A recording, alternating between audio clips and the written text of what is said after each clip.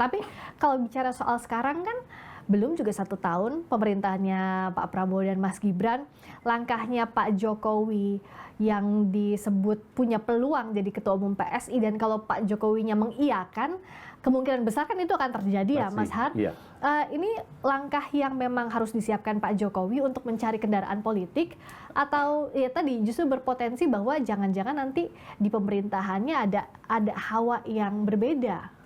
Ya pokoknya di luar, kan dalam pemerintahan itu kita percaya ya pemerintahan itu akan berlangsung 5 tahun ya.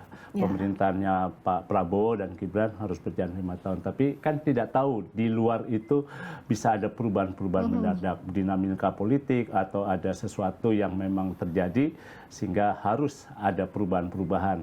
Nah, kalau terjadi itu kan pasti semuanya sudah mengantisipasi ya. Tapi bila berjalan normal 5 tahun dan terbuka dalam pertarungan kandidat di 2029, otomatis itu akan bertarung. Dan memang butuh kendaraan.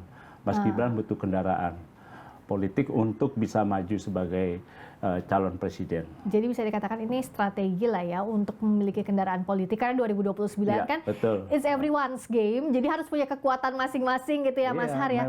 Tapi kalau kita lihat dari gesturnya ya, baik itu Pak Prabowo maupun Pak Jokowi, itu tidak mau terlihat berbeda kutub, ya nggak sih Mas Har? Misalnya Pak Jokowi nih, saat ada isu matahari kembar dengan tegas bilang bahwa mataharinya hanya satu, Pak Presiden Prabowo Subianto. Begitu pula Pak Prabowo, saat dikatakan apakah betul ada di bawah bayang-bayang, Pak Jokowi juga menolak itu, mengatakan bahwa kalau teleponan ya soal Idul Fitri, silaturahmi dan sebagainya tidak mau terlihat berseberangan.